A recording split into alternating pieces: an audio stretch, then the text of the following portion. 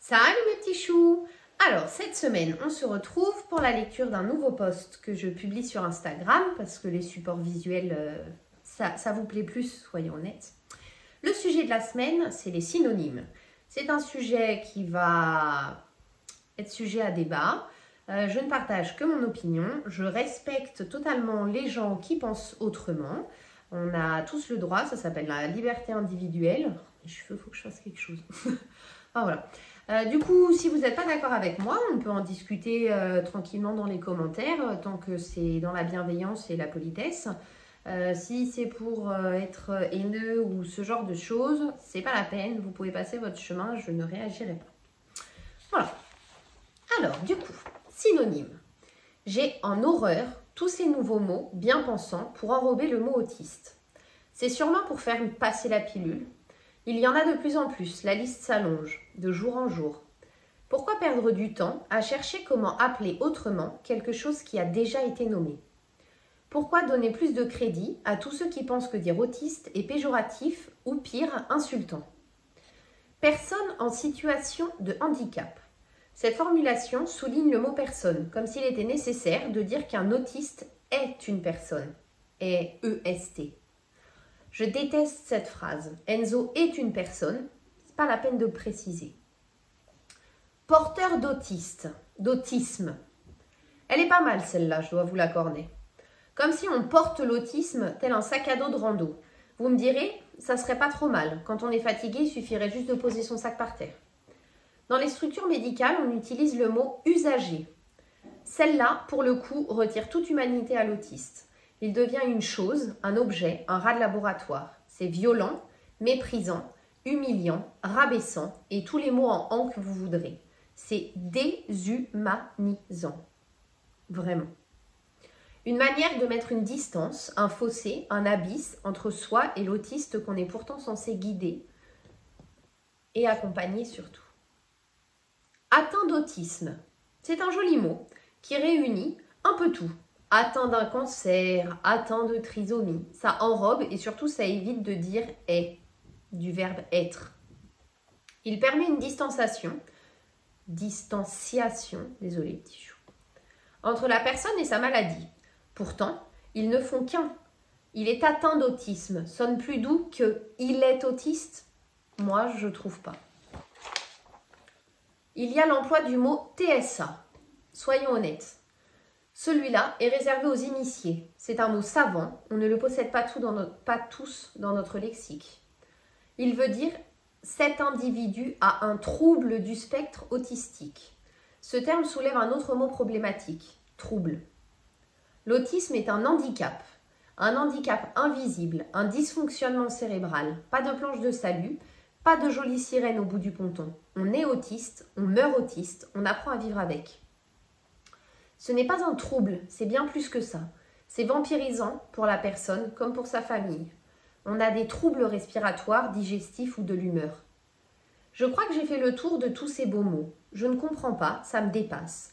Quand on parle d'une blonde, je suis bien placée pour le savoir quand même, on ne dit pas, elle est en situation de blonditude, elle est porteuse de blondisme, elle est usagée blonde, elle est atteinte de blondeur, elle a un trouble du spectre des blondes. On dit elle est blonde et c'est bien plus clair pour tout le monde. Évidemment, ce n'est que mon opinion. Si vous pensez différemment, c'est votre choix.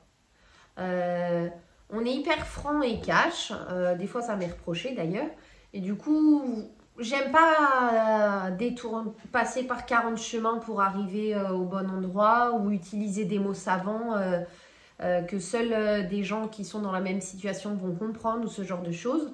Moi, j'essaye de faire de la sensibilisation au handicap invisible et de vous partager des recettes de cuisine sur Instagram. Mais je veux vraiment être accessible au plus grand nombre. Je veux qu'un enfant de 10 ans me comprenne comme une personne âgée de 80 ans. Je veux qu'une ménagère sans enfant comprenne, qu'une maman avec un enfant autiste comprenne ou qu'un professionnel de santé me comprenne aussi. C'est vraiment mon objectif et ma ligne de conduite sur ma manière de travailler mon contenu. Bon voilà, j'avais envie de communiquer ça avec vous aujourd'hui. Donc là maintenant je vais vous lire la deuxième partie. Donc comme toujours il y a la partie que moi j'écris et la partie où je me mets à la place d'Enzo puisqu'il n'a pas la capacité de s'exprimer suffisante pour le faire lui-même. Alors du coup, je m'appelle Enzo, je suis autiste. J'ai appris les mots, c'est dur, il faut articuler correctement, c'est fatigant quand même. Chaque truc a son mot, je dois pas me tromper. Sinon, j'ai pas ce que je veux. Alors j'apprends les mots et je les stocke dedans ma tête. Des fois ça se mélange, je me perds un peu. Je dis pomme alors que je veux une compote. C'est presque pareil, mais pas vraiment. Maman dit, il fallait demander la bonne chose Enzo. Maintenant, tu as une pomme. Ça me met en colère noire. Je vois rouge. J'ai envie de tout jeter par terre. Mais je le fais plus, sinon je dois nettoyer. Il faut réparer ces bêtises, elle dit Charlotte. C'est comme ça que j'apprends les bons mots. Pomme, c'est pomme. Compote, c'est compote. Il faut dire les mots corrects. Sinon, ça ne marche pas. C'est rassurant quand même. Chaque chose son mot, chaque mot sa chose. C'est plutôt bien depuis que j'ai compris. C'est plus facile que crier et ça marche beaucoup mieux. Les grands, ils aiment bien rendre tout compliqué. Ils changent les mots, ils font des phrases. Il faut dire j'ai faim, pas je suis faim.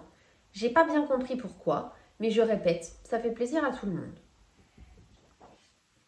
Voilà, je pense que dans ma famille en tout cas, cette capacité qu'on a à dire les bons mots et pas prendre de pincettes, c'est quelque chose qu'on a vraiment appris avec Enzo, puisque lui, il faut que tout soit très clair pour qu'il comprenne, que les consignes soient courtes, simples, limpides en fait. Et du coup, je pense que c'est quelque chose qu'on a adopté dans notre manière d'être au quotidien. Et c'est plutôt un point positif, parce qu'il y a beaucoup de points négatifs à vivre avec quelqu'un comme Enzo, c'est sûr. Mais il y a aussi des petites choses et c'est important d'en parler aussi. Donc cette manière de voir les mots pour ce qu'ils sont et pas pour la manière dont ils peuvent être interprétés, c'est quelque chose que je suis hyper fière d'avoir développé grâce à lui. Sur ce, je vais vous souhaiter une belle soirée mes petits choux. On pense à s'abonner, à liker, à commenter et on se retrouve la semaine prochaine. Belle soirée!